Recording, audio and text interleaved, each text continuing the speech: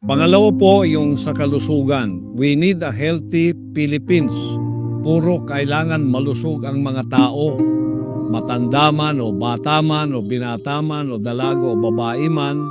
Kaya sa kalusugan, iniendorso ko ang Mobile Health Services Program upang dalhin ang serbisyo ng kalusugan sa lahat ng ating mga mamamayan. Mga kabilang na rito ang pamamahagi ng libreng gamot.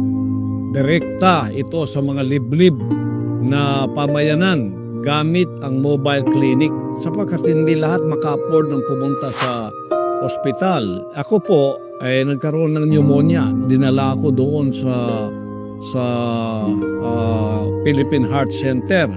Nakita ko doon ang mga nakalinyang tao sa kanilang garahe, yung kanilang parking lot, no? Nagtanong-tanong ako, ang iba doon nasa 1 buwan, 2 buwan, 3 buwan na doon sila. Naghihintay para mapagamot. Hanggang na iba'y namatay na nga.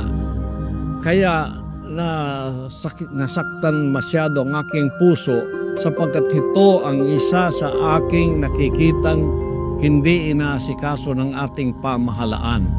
Kaya nga ang PhilHealth, mahalaga yan. Mayroong budget pero hindi ginagamit doon sa kalusugan na dapat ito'y ipamigay na libre ang gamot sa lahat ng tao sa Pilipinas. Bilyon-bilyon po ang pera natin yan, ngunit hindi ginagamit sa wasto.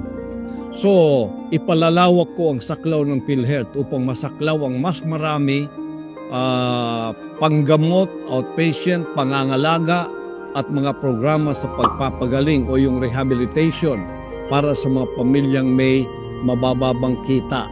Sapagkat, tingnan ninyo pagka nagkasakit ang isang taong dukha, kung meron man siyang ipon, lahat ng yan ay mauubos. Kung meron man siyang munting ari-arian tulad ng lupa o bahay, ipagbibili pa yan. Kaya nagiging dukha silang lalo dahil dyan sa problemang yan. Mayroon tayong PhilHealth.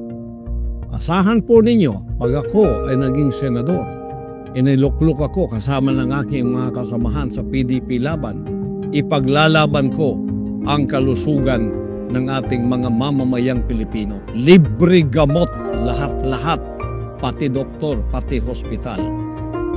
Ipaglalaban ko po yan. Malaking laban ito sa Senado. Alam ko marami ang kukontra dito sapagkat hindi naman lahat tulad kong zero corruption. Kaya nga nawawala yung budget ng PhilHealth dahil kinukurap ito na dapat ilagay sa pangkalusugan. Saan nilagay? Sa tulay. Wala ka naman nakitang tulay. At yun ay mali. Itutuhid po natin yan.